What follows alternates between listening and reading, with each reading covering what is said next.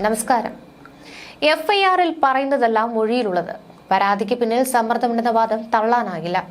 രാഹുൽ മാങ്കൂട്ടത്തിനെതിരായ രണ്ടാമത്തെ കേസിൽ പ്രഥമ ദൃഷ്ട്യാ ബലാത്സംഗത്തിന് തെളിവില്ലെന്നാണ് മുൻകൂർ ജാമ്യം നൽകിക്കൊണ്ടുള്ള കോടതി ഉത്തരവിൽ വ്യക്തമാക്കുന്നത്.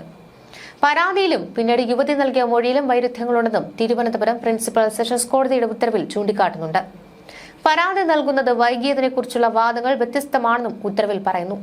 പരാതി അതീവ ഗുരുതര സ്വഭാവമുള്ളതാണെന്ന് ഉത്തരവിൽ പറയുന്നുണ്ട്. രാഹുലിനെ അറസ്റ്റ് ചെയ്താൽ 50,000 രൂപയുടെ 2 ആൾ ജാമ്യത്തിൽ വിട്ടയക്കണമെന്നും 2 ആഴ്ച കൂടുമ്പോഴുള്ള തിങ്കളാഴ്ചകളിൽ അന്വേഷണ സംഘത്തിന് മുന്നിൽ ഹാജരാകണമെന്നും ഈ ഉത്തരവിലുണ്ട്. ബംഗളൂരുവിൽ താമസിക്കുന്ന മലയാളി യുവതിയെ പീഡിപ്പിച്ച കേസിൽ രാഹുൽ മാങ്കൂട്ടത്തിന് ഉപാധികളോടെയായിരുന്നു കോടതി മുൻകൂർ ജാമ്യം അനുവദിച്ചത്. മുൻകൂർ ജാമ്യം അനുവദിച്ചുകൊണ്ടുള്ള ഉപാധികളും കോടതി ഉത്തരവിൽ വ്യക്തമാക്കിയിട്ടുണ്ട്. എല്ലാ തിങ്കളാഴ്ചയും രാവിലെ 10 മുതൽ 11 വരെ അന്വേഷണ സംഘത്തിന് മുന്നിൽ ഹാജരാകണമെന്നാണ് നിർദ്ദേശം. അറസ്റ്റ് ചെയ്താൽ അന്ന് തന്നെ ജാമ്യം നൽകണമെന്നും ഉത്തരവിൽ പറയുന്നു. ഇതിനിടെ രണ്ടാമത്തെ കേസിൽ മുൻകൂർ ജാമ്യം അനുവദിച്ച കോടതി ഉത്തരവിനെതിരെ ഹൈക്കോടതിയിൽ അപ്പീൽ നൽകുവാനാണ് പ്രോസിക്യൂഷന്റെ തീരുമാനം. ജാമ്യം റദ്ദാക്കണമെന്ന് പ്രോസിക്യൂഷൻ ഹൈക്കോടതിയിൽ ആവശ്യപ്പെട്ടേക്കും. എന്നാൽ തിരുവനന്തപുരം ജില്ലാ സെഷൻസ് കോടതിയിൽ ജാമ്യാപേക്ഷ നൽകിയിരിക്കെയാണ് ആദ്യ കേസിലെ രാഹുൽ മാങ്കൂട്ടത്തിലെ സുഹൃത്തായ ജോബി ജോസഫ്.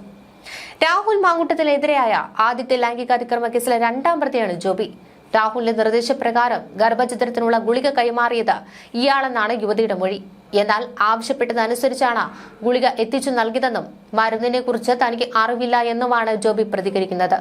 നിലവിൽ ഇയാൾ അറസ്റ്റ് ഭയന്ന് ഒളിവിൽ കഴിയുകയാണ്. കേസ് പരിഗണിക്കുന്നത് 17ലേക്കാണ് മാറ്റിയത്. ലൈംഗിക പീഡനം ആരോപിച്ചുള്ള രണ്ടാമത്തെ കേസിൽ രാഹുൽ മാങ്കൂട്ടത്തിന് കഴിഞ്ഞ ദിവസം കോടതി മുൻകൂർ ജാമ്യം നൽകുകയായിരുന്നു. ഹോം സ്റ്റേയിൽ എത്തിച്ച് ലൈംഗികമായി ഉപദ്രവിച്ചു എന്നാണ് ബംഗളൂരു സ്വദേശിയായ മലയാളി യുവതി നൽകിയ പരാതി. 3 മാസത്തേക്ക് ഒന്നിടവിട്ടുള്ള തിങ്കളാഴ്ചകളിൽ അന്വേഷണ സംഘത്തിന് മുന്നിൽ ഹാജരാകണമെന്ന ഉപാധിയോടെയാണ് മുൻകൂർ ജാമ്യം അനുവദിച്ചത്. ഇതിനു പുറമെ എപ്പോൾ ആവശ്യപ്പെട്ടാലും അന്വേഷണ സംഘത്തിന് മുന്നിൽ ഹാജരാകണം. സാക്ഷികളെ സ്വാധീനിക്കാൻ ശ്രമിക്കരുതെന്നും നിർദ്ദേശമുണ്ട്. ജില്ലാ സെഷൻസ് ജഡ്ജി എസ് നസീറിയാണ് രാഹുൽ മുൻകൂർ ജാമ്യം അനുവദിച്ചുകൊണ്ട് ഉത്തരവിറക്കിയത്. ഇതിനെതിരെ പ്രോസിക്യൂഷൻ ഇന്ന് ഹൈക്കോടതിയിൽ അപ്പീൽ നൽകും. രാഹുൽ മാങ്കൂട്ടത്തിനെതിരായ ആദ്യത്തെ കേസിൽ ഹൈക്കോടതി അറസ്റ്റ് ചെയ്യുന്നത് വിലക്കിയിരുന്നു. ഈ കേസിൽ വാദം നടക്കുന്നതിനിടെയാണ് രണ്ടാമത്തെ കേസ് രജിസ്റ്റർ ചെയ്തത്. KPCCക്ക് വന്ന ഇമെയിൽ പരാതി പോലീസിന് കൈമാറുകയായിരുന്നു. കേസിൽ പരാതിക്കാരി മൊഴി നൽകി. SP പൂങ്കുഴലിയാണ് മൊഴി രേഖപ്പെടുത്തിയത്.